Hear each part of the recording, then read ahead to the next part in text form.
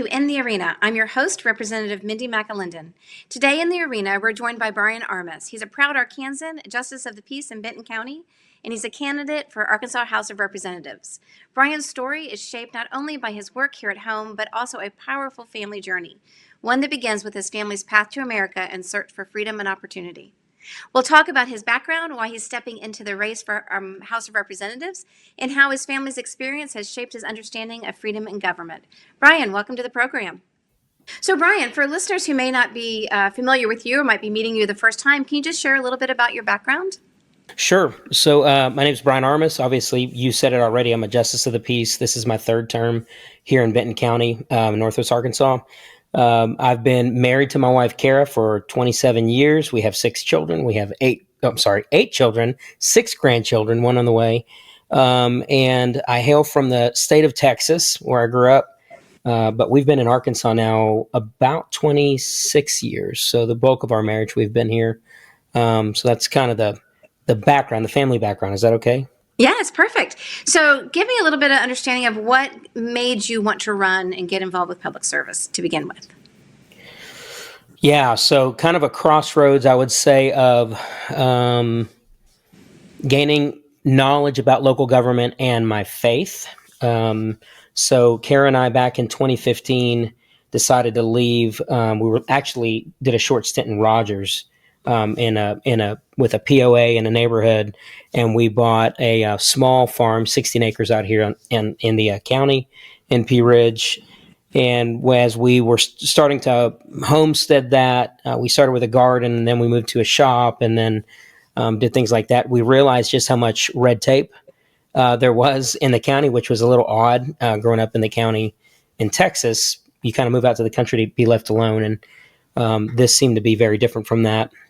The last straw for me was I was trying to put a gate up on my fence, and I was told I had to get another permit for that. And I thought, okay, this is enough. Like, these permits are kind of out of control.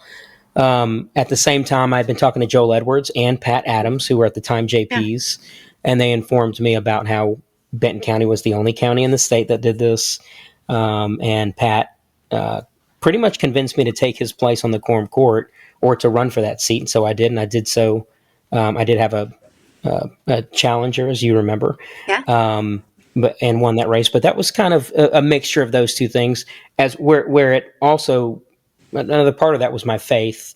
I had recently come to faith in Christ in 2013 after losing my dad, and really felt a sense of duty, something that my dad instilled in me from the time that I was young. But for whatever reason, we would say I didn't have ears to hear, I didn't have eyes to see, was just kind of oblivious to his counsel and to what he had said.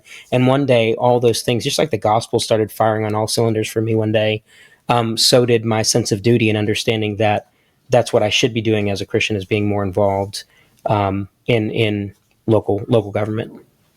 Yeah, I think that's really important, and we don't have enough people that tie their faith to public service. So I commend you for that. We see a lot of people who feel like, well, I'm a Christian, so I should stay out of politics, when the exact opposite is true. If you actually read the Bible, it's pretty clear that Jesus is not saying to be separate from that. Would you agree with that? Oh, absolutely. I think the greatest political statement of all time was the most controversial one, and that is Jesus is Lord. Right, yeah. Because they wanted Christians to say Caesar's Lord. Correct. And they said, no, Jesus is Lord, and they paid with their lives. So absolutely, yeah, I agree with you.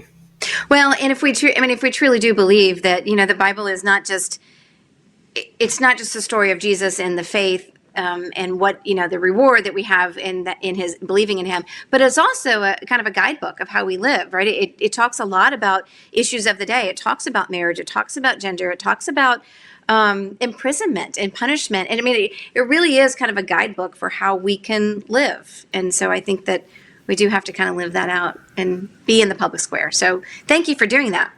As a jumping point, you are now going to leave the quorum court, and you are running unopposed, so you were basically elect for the House of Representatives. Mm-hmm. So what made you want to make that jump? Well, that's a long story. No, it's kind of happened very quickly. So I'm saying that tongue in cheek, but we've kind of been thinking. My wife and I've been kind of thinking that at some point there may be something more. I never aspired to higher office, but that said, I never thought I'd be on the quorum court to begin with. Um, the dominoes started to fall when Judge Mooring announced that he wasn't going to seek office for reelection. He's the county judge here, and for those who don't know, the county judge presides over the quorum court, so it works with the JPs. And I kicked that around, as you know. I called you and talked to you about that. And one thing led to another, and as those dominoes started to fall and more conversations started to be had with people who were considering running for that office, it became apparent that really what the Lord seemed to be doing was opening the door for my own district to be open to run for. And so that was really, I guess, not even 3 months ago that all that started happening. Uh, yeah, right. It was pretty quick. Yeah. And then launched right into a campaign. I run campaigns. Part of my deal is marketing. And so I've run several campaigns in the past, and I've got this saying, I say first and burst, get out there first and just kick them in the teeth and make them play catch up. And so I really wanted to do that. So came out swinging, website, video, the whole 9 yards. And so that it really feels like the campaign has been like 95% of that journey, even from the time that I made the decision to run for state rep. That is great. Well, I will look forward to serving with you. I'm super excited about it. I think you're going to bring a nice, strong conservative voice to the House. So I think it will be great. So, and you have such a great track I'm looking record forward to it. court that I think it bodes well. It bodes well for you. So thank you for that. All right, so let's jump into something that I think is really fascinating, and one of the reasons I really wanted to have you on, your family story. I think it's remarkable. It's such a great American story, but it's just a story that I think never gets old in telling these stories. It is the reason that we exist as a country. It's the reason that we have so much patriotism for our country. And so would you mind sharing a little bit about your family story, how you got here? Because I think it's remarkable. Yeah, absolutely. So obviously there's two sides to the story, right? My mom's side and my dad's side. They both immigrated here from Guatemala separately. They actually met here in the United States as teenagers. But I'll focus on my dad's side because that's kind of the more remarkable story. My dad came from the streets. He was orphaned at 5 years old. His mother died in childbirth. His father, who was the chief of police in Guatemala City, actually ended up going to prison. And so my dad was left to raise his little brother and his little sister at around 6 years old, if you can believe that. And they would live on buses and ride buses and then eat food out of the trash can. And really just were street kids. He bought his first pair of shoes for his dad's funeral at the age of 12, and really started working around the age of 8 full time in a mechanic's shop.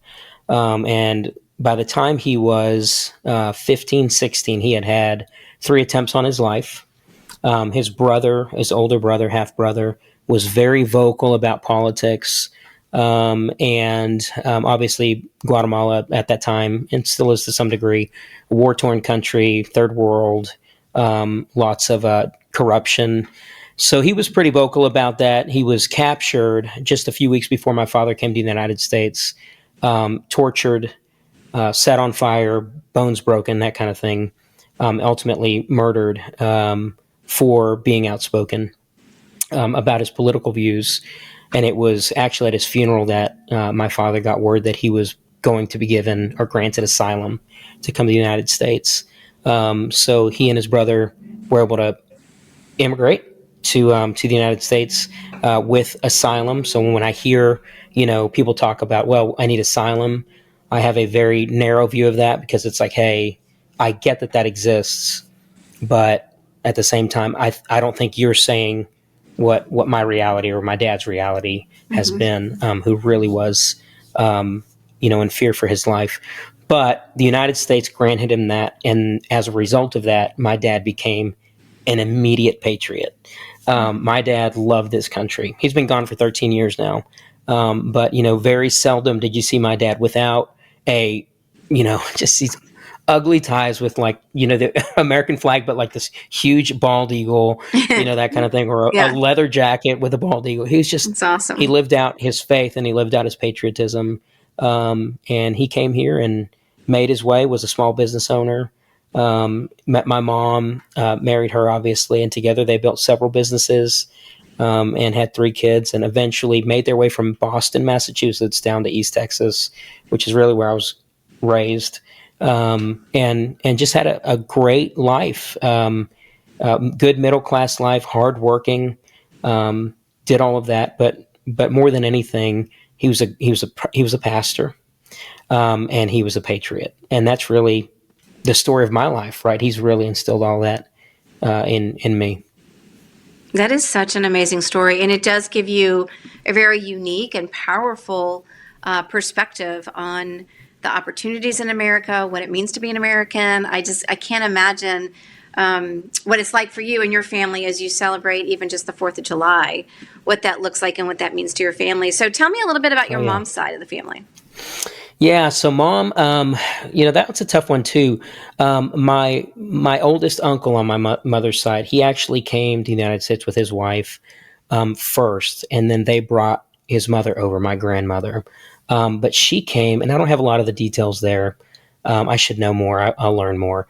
But she actually had to leave my mother and her youngest son in Guatemala for a number of years Hmm. until they got the paperwork done. And so when I hear again things Yeah. about separating families, that was something that my grandmother chose to do to pursue a life that was safer, Hmm. and also just more prosperous.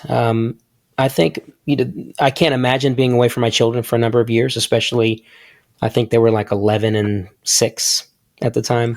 So they stayed with family. But even through that time, my mother faced a lot of personal turmoil. You not living with your family or not living with your mother. And her father died when she was just 6 years old. So she didn't have the protection that she should have had. And so she went through a lot as well. So my mother, just as much as my grandmother, had to sacrifice a lot, but in the end, my mom had the unique perspective of getting here when she was 14 Hmm. and attending Boston public schools, Oh, wow. and got, an education that was, whatever it was buku's better than what she would have gotten in Guatemala. Hmm. And she's, if you talk to her to this day, my mom is in her 70s. She still has a Boston accent, and which Oh, is that's fun. the tinge of Hispanic accent with Boston. So it's pretty funny to hear her talk. It's just a cool accent, a cool mix. Yeah, that is amazing. So let's talk a little bit. I mean, I know you grew up with the stories that you knew what it was like in Guatemala as best as your parents could describe it, or your grandparents or aunts and uncles. I mean, just to have that perspective of when we talk about being oppressed in America, or we talk about, are we worried about, are we heading towards a socialist, or is something fair? This isn't fair. Talk to me a little bit about what does it mean to you, or how do you explain to young people, or how do you explain to your kids what it means to be from a socialist government or from a fascist government, as opposed to what we're experiencing, or when people cry fairness, you have to be fair. What does that mean to you, or how do you explain that to people? Yeah, that's a tough one. I mean, I would say more than anything, we talk about socialism, um, or just, equal outcomes instead of equal opportunity. Mm-hmm. Um,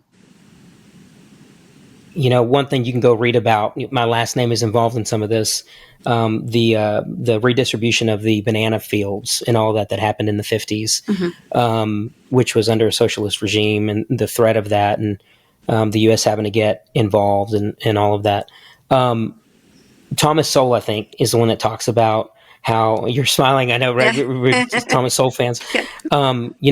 That socialism just basically kills incentive, and Mm-hmm. incentives matter. Yeah.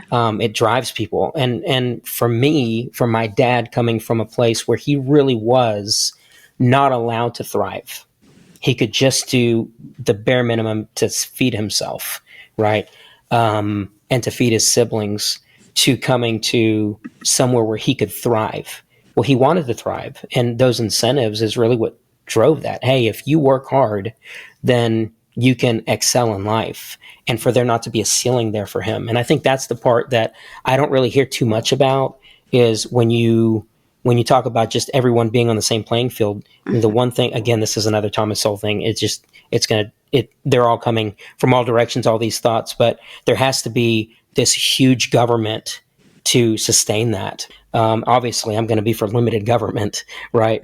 I want government to be as small as possible. But when you have socialism, the government is really the haves, and everyone else is the have-nots. Mm-hmm. And if we've seen everything, I mean, history is cyclical, right? Socialism always leads nowhere. And people are hungry, and people are starving, and there's no opportunity to excel. So that has been a huge contrast in my life, just seeing my father excel, and then hearing about the fact that no one's doing well in Guatemala when he was growing up, right? Yeah. So anyway, I probably butchered that whole answer. No, it was great. And I like the way that you say that, because sometimes we don't think of opportunities as having a lack of ceiling, right? But from your perspective and from your dad's perspective, it sounds like the ability to go as high as you possibly can, or achieve all that you want to achieve, is really a unique thing in America. And I love that you reframe that for me, because I don't really think of it as a removing of the ceiling, but it truly is. I mean, if you work hard, nothing's holding you back, right? That's right. That's right. That's the way it should be. It is the way it should be. Yeah. I just heard, okay, I lost his name. Hold on, Ben. Who was the quarterback for the Cowboys back in the day when the Cowboys were like the Cowboys? Aikman?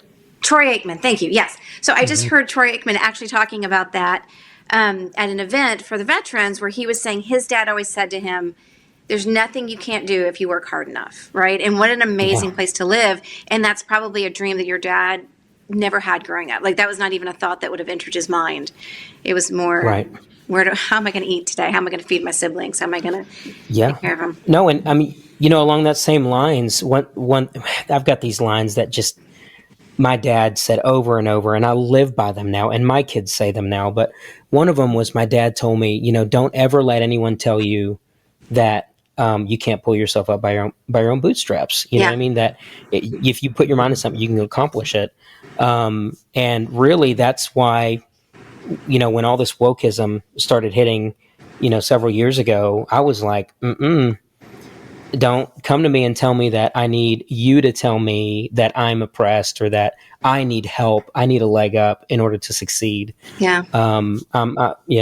Equal outcomes are just, it's a fantasy. It's really, we should be not shooting for equal outcomes, but equal opportunity. And that's something that my dad always instilled in us.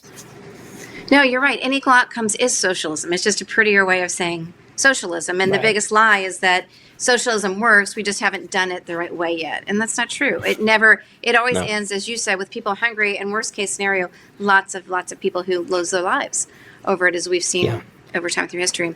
So let me ask you this. I'm going to ask you one more question, and then we're going to wrap up here. Okay.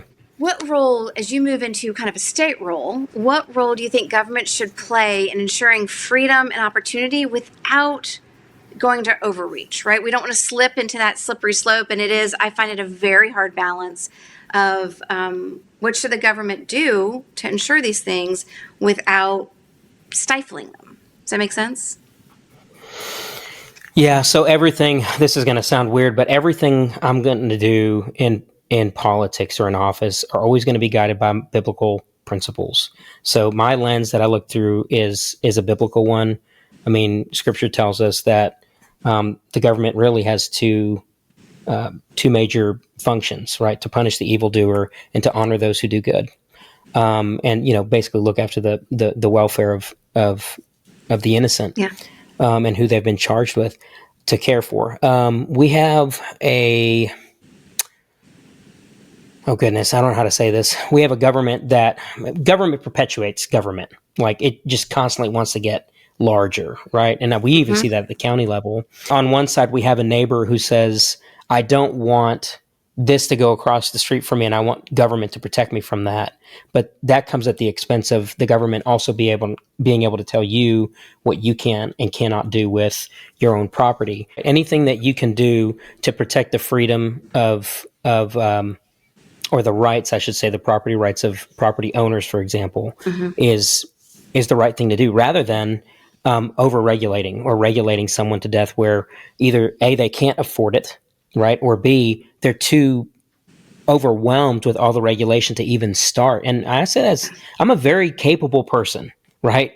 But I have had situations that I've been like, I'm not sure I can see this thing through to the end, because it seems like the goalposts continually move, whether that's with having to hire a civil engineer just to look at, drainage on my own property, or, how it's really silly. But anything that the government can do to protect my rights as a property owner, your rights as a taxpayer, I think that's really what the role of government in it isn't to regulate that person to death.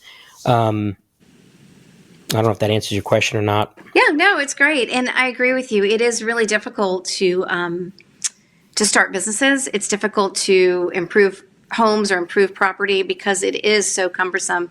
And I've had people say, like, I was gonna start this business, but once I got down that road, I was like, you know what, it's not worth it. It's not worth the effort. And which is a shame, because that's what our country was built on these people taking these chances and trying to start a business and see what you can make of yourself. So I agree. It is. Yeah. I have found it over the last 3 years being in office. It is a very difficult balance sometimes, because sometimes, like, I'll give you an example, short-term rentals is just such a hotbed in Bella Vista, right? And I've got probably the same number of people on both sides of the issue. And one person is arguing local control and another person's arguing property rights.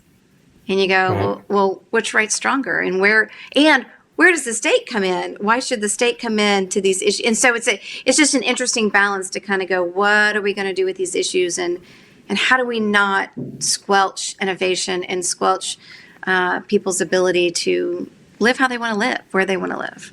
So yeah, that's an interesting contrast, right? Because when you talk about local control versus personal property rights, I mean, I'm always going to err on the personal property rights. I know where you're coming. It's the individual, and it's the right. It's right. It's like, a mayor or a city councilor, is upset that, this is a local control issue. And really it's like, sometimes I do think that we have to do everything we can to protect, ultimately our constituents, right, the individuals, from overregulation that may be coming from the federal level or from any level.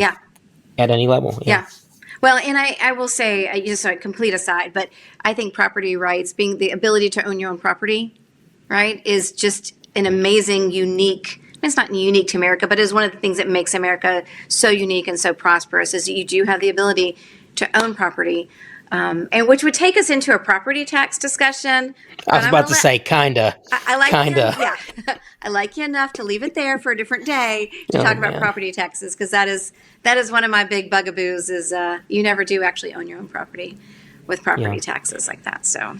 Anyways. Well, and that's probably the biggest thing that I'm hearing from voters here in District 8 is just property taxes going up. Obviously, I think it's 62%. It went up last year. And for people who are new and moving to this area, getting good faith estimates that don't match their taxes in year 2, and really giving them mini mortgages on their taxes, it's very difficult. So I'm right there with you. Yeah, it is very difficult. And I will say another tangent on that is that when you do start to do these reevaluations of the property, you're now taxing people on unrealized gains, right? The one thing that we said we didn't want to do, Biden was going to tax all of our trading cards or our stocks that we hadn't sold. Well, that's exactly what the government is doing with my property. So my property's gone up 60%. My taxes have gone up 60%, but I don't have any benefit from that, right? And so there's a broken system that needs to be fixed, for sure. Yeah, I'm smirking just because I say exactly that. When Kamala Harris started talking about, everyone was saying, it was unrealized gains, right? Taxing unrealized, and I was like, we already do that. We do. Yeah. We do that with your property value. You bought a house for 100,000. Now it's worth 500,000. That's right. You're paying taxes on that. Yes, you're protected where it doesn't go up year over year, more than 5%. But the minute that, that changes hands, goes to your child or Yes. whoever that is, it resets. So anyway, and a lot of people too, I'm hearing, I can't tell you how many people I've told, well, you've got to be in your 70s or your 80s. Yes, I am. Have you frozen your taxes? Yes. And they don't know. They don't know to do it.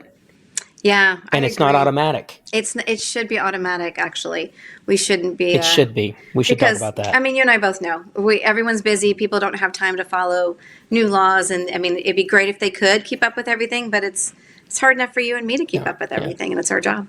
Well, I will let you go, but before I do, just tell me real quick, I know you're unopposed, but I'm sure that voters would still love to learn more about you. Can you tell us your website real quick? Yes, it's very difficult. It's www.brian-armas.com. So easy peasy. Hopefully you can put that on the screen. But yeah, you can look me up on Facebook or check out the website, and my phone number's on the website too. Fantastic. Brian, thank you so much for being here today. Thank you for having me, Mindy. I really appreciate it and look forward to serving with you. Me too. Take care. I hope you've enjoyed our show today with Brian-Armas. He's a Justice of the Peace here in Benton County and a candidate for the Arkansas House of Representatives. His story about how his dad grew up in Guatemala, just orphaned, taking care of his siblings in a just really oppressed government, making it over here through the asylum program and creating just a powerful, wonderful life for him and for his siblings. And now Brian, of course, is carrying on that legacy. So I hope you've enjoyed listening to that powerful story, another great American story, and I look forward to seeing you next week in the arena.